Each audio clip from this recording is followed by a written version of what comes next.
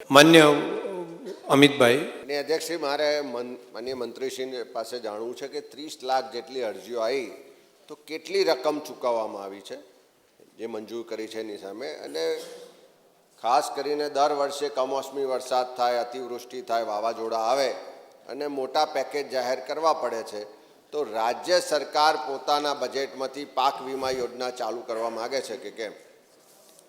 માન્ય મંત્રીશ્રી. માન્ય અધ્યક્ષશ્રી,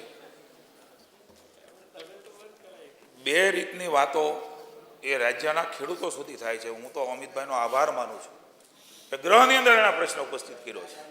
માન્ય અધ્યક્ષશ્રી, મારે કહેવું છે કોંગ્રેસના મિત્રોને, રાજ્યના ખેડૂતોને કે પાક વીમાની અંદર માન્ય અધ્યક્ષશ્રી મારી પાસે, હું મારા બજેટની અંદર માગણી પર વાત કરવાનો છું.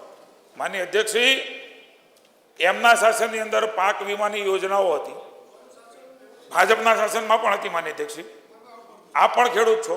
માન્ય અધ્યક્ષશ્રી, પાક વીમો મરજિયાત કરો, પાક વીમો મરજિયાત કરો, આ વાત માન્ય અધ્યક્ષશ્રી એ કોંગ્રેસે ઊભી કરી, તેને આજે પાછા કહેવા નીકળ્યા છે કે પાક વીમો ફરજિયાત કરો. માન્ય અધ્યક્ષશ્રી, 30.25 લાખ ખેડૂતોને માન્ય અધ્યક્ષશ્રી 86.60 8,660.78 કરોડ રૂપિયા માન્ય અધ્યક્ષશ્રી સહાય અપાણી છે. પણ આપના માધ્યમથી માન્ય અધ્યક્ષશ્રી સમગ્ર ખેડૂતોને જેમણે અરજી કરી છે, એ જેમણે અરજી કરી છે, લાયકાત ધરાવે છે, એની પૂર્તતા છે. માન્ય અધ્યક્ષશ્રી, એક પણ ખેડૂત એ આ સહાય વગર વંચિત નહીં રહે એની ગૃહમાં માન્ય અધ્યક્ષશ્રી હું જાહેરમાં માન્ય અધ્યક્ષશ્રી ગૃહમાં ખાતરી આપું છું.